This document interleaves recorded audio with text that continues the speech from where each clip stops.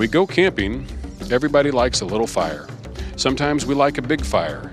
Not every trip is right for building a campfire. Sometimes a camp stove is a better choice. The key to no trace camping is knowing when it's all right to light a fire and when it's better to use a stove. Many scouts use lightweight stoves on all their camping trips. Stoves are clean, quick to heat water and food, and easy to light in any weather. Best of all, they leave no marks on the land. A stove in your pack can make it simpler for you to camp without leaving a trace. Fires have their place too. A fire can warm you, cook your food, and dry your clothes. Bright flames can lift your spirits on a rainy morning. At night, glowing embers can stir your imagination. A good scout knows how to build a fire, especially in an emergency. He also knows there are often reasons why he should not light one. A safe fire site is one on which nothing will burn except the fuel you feed the flames. It's a spot from which fire cannot spread. Many camping areas have metal fire rings, grills, or stone fireplaces. Use those existing fire sites whenever you can. Otherwise, select a spot on gravel, sand, or bare earth well away from trees, brush, and dry grasses. Look overhead for branches that sparks could ignite. Stay clear of boulders that could be blackened by smoke or large tree roots that could be harmed by too much heat. Rake away pine needles, leaves, twigs, and anything else that might burn. Save the ground cover so you can put it back when you are done with your fire. Keep a pot of water close by to douse the flames should they begin to spread. When the ground is bare, haul enough mineral soil to the center of the cleared circle to make an earthen pad about 2 feet square and 3 inches thick.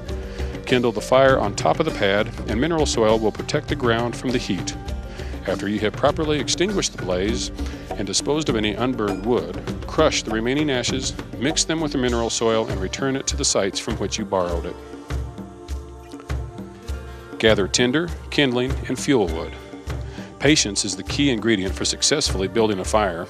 You will also need tinder, kindling, and fuel wood. Tinder. Tinder catches fire easily and burns fast. Dry pine needles, grasses, and shredded bark all make good tinder. So do wood shavings cut with a pocket knife from a dead stick. Gather enough tinder to fill your hat once. Kindling. Dead twigs that are not thicker than a pencil are called kindling. Find enough to fill your hat twice. Fuel wood can be as thin as your finger or as thick as your wrist. Use sticks you find on the ground and gather from an area rather than removing all the downed wood from one spot.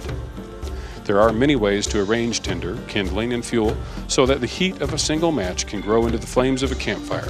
3 basic styles are the teepee, the lean-to, and the log cabin. Each style is easy to build and has their own benefits.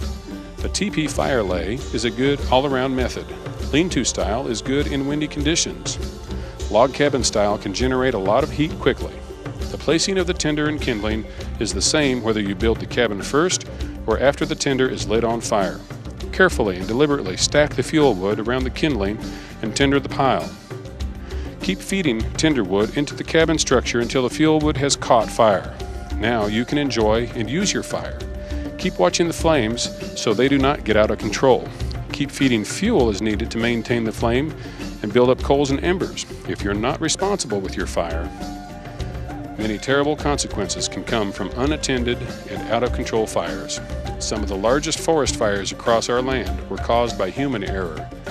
It is not just the forests that are affected by fires.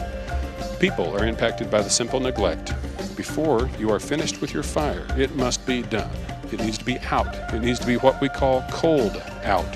That is where you can actually touch the coals and ashes with your bare hands without burning yourself.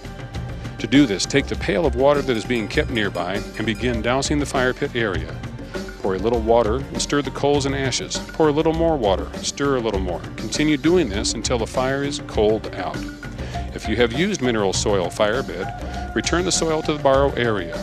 Remove any unburned fuel wood. Mix the ashes and coals in the soil and return it to the borrow area with the soil.